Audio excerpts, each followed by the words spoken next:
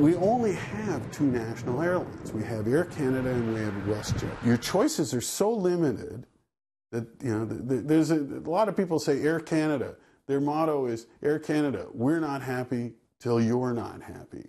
And this certainly seems to bear that out.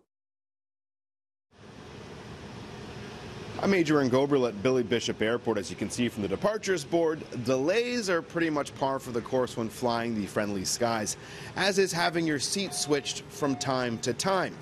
The one perplexing game of musical chairs ahead of an Air Canada flight left a Toronto couple frustrated, and they say those frustrations led to an Air Canada agent allegedly threatening to kick them off the flight if they didn't pipe down. No one was apologizing at the gate.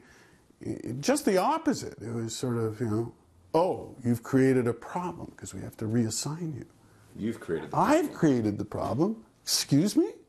Eric Rothschild and his wife had booked seats 24C and 24D, two aisle seats across from one another on Air Canada Flight 796 from Los Angeles home to Toronto on November 19th. However, when they arrived at the airport, their seats were changed. They came to an agreement on another seating arrangement at the check-in desk, only to find at boarding their seats had been changed yet again. Finally, waiting in line to board the plane, Rothschild says he and his wife were voicing their concerns among themselves.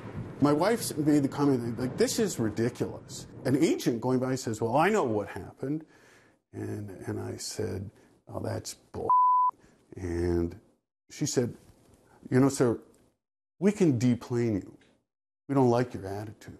Air Canada's international tariff states a passenger can be removed if the person's conduct or condition is or has been known to be abusive, offensive, threatening, intimidating, violent, or otherwise disorderly. Though Rothschild is adamant he wasn't yelling or causing a scene. I wasn't acting in an aggressive manner. I mean, you know, I'm a senior citizen standing there trying to board an aircraft, and I'm being told that because I'm voicing my displeasure, I'm going to get bounced off the plane. I was shocked. Air passenger rights advocate Gabor Lukács says he's been in a similar situation and believes airline staff resort to threatening passengers with removal all too often. Basically, the passenger has to be unruly or some way pose a threat to the flight. If two passengers are talking, it's none of the airline agent's business to interject into their conversation and start telling them what to say or not to say. That's offensive, and it's nothing short of harassment. What you'll find here is my complaint letter that I sent to Air Canada and their response of saying they're sorry, I was disappointed. In an email to Rothschild, Air Canada Customer Care wrote, "From what you've described, we can understand why you wanted to contact us."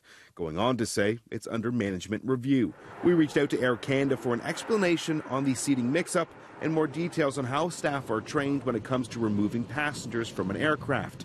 We received a written statement which didn't answer either of those questions. I don't believe any of it is acceptable service, whether it's the changing of my seats or the treatment of the passenger. We are the customer. We are paying to go on these flights. Certainly we deserve to be treated with respect. Eric Rothschild did receive 15% off his next flight with Air Canada, though he says he's not looking for a freebie or a handout. What he's hoping for is a full explanation into what happened and an apology. Two things as of tonight he's yet to receive.